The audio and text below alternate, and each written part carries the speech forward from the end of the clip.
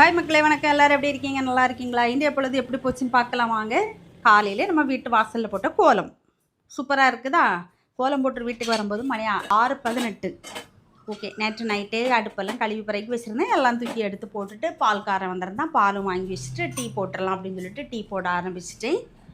Okay, நீங்கள் எத்தனை மணிக்கு கிளம்புனீங்க? உங்கள் ஊருக்கு கிளைமேட்லாம் எப்படி இருக்குது அப்படின்னு கமெண்ட்டில் சொல்லணும். சரி, ஏன்னா எங்கள் ஊர் வந்து பயங்கர ஹீட்டாக கிடக்குது.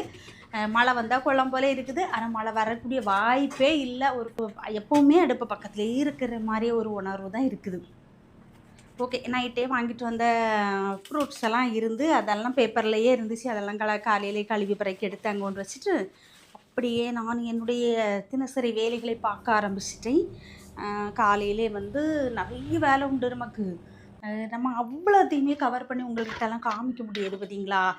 ஓகே, இன்றைக்கி என்ன சமையல் அப்படின்னாக்கி பருப்பு குழம்பு வச்சுட்டு பீன்ஸ் கேரட் பொரியல் பண்ணிவிட்டு அப்படியே செங்கல்பட்டு அரிசியில் சோறும் பொங்கி வச்சுட்டேன்.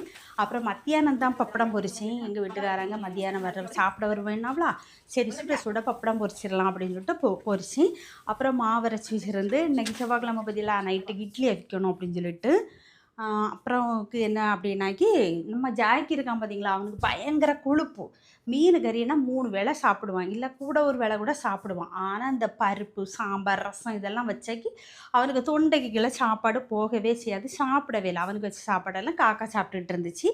ஓகே, நான் சாயங்காலம் வீடு தூத்து இன்றைக்கி வந்து கொஞ்சம் வீடு வந்து கொஞ்சம் அழுக்காக இருந்து பார்த்தீங்க. அந்தளவு வீடு செவ்வாய்க்கிழமை பொதுவாக துடைக்க மாட்டேன். ஆனால் வீட்டை துடைச்சி போட்டுட்டு அப்புறம் வந்து நம்ம மொட்டை மாடியில் போய் பூ பறிச்சிட்டு வந்து சாமிக்கு விளக்கெல்லாம் கொளுத்தி சாமி கும்பிட்டுட்டு அப்படியே நைட்டுக்கு டிபன் இட்லி அவிச்சிட்டு சூப்பராக வந்துங்க. இன்றைக்கி இட்லி பஞ்சு போல் அழகாக வந்துச்சு. அதுக்கு தொட்டுக்க தக்காளி சட்னியும் வச்சு எல்லாருக்கும் சாப்பாடை கொடுத்துட்டு எல்லாத்துக்கும் அப்படின்னாக்கி யாருக்கு எங்கள் வீட்டுக்காரங்க என் பொண்ணுக்கு அப்புறம் நான் சாப்பிட்டோம்.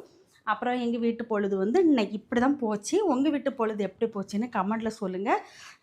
ஆனால் 2-3 நாளாக ஆச்சு நம்ம வாய்ஸு கேட்டு. யாரெல்லாம் என்னுடைய வாய்ஸை மிஸ் பண்ணீங்க அப்படிங்கிறத கமெண்டில் கண்டிப்பாக சொல்லணும். சரியா? நம்ம சேனலை புதுசாக பார்க்குறவங்க நம்ம சேனலை சப்ஸ்கிரைப் பண்ணுங்கள், லைக் பண்ணுங்கள், கமெண்ட் பண்ணுங்கள். ஓகே, பாய்.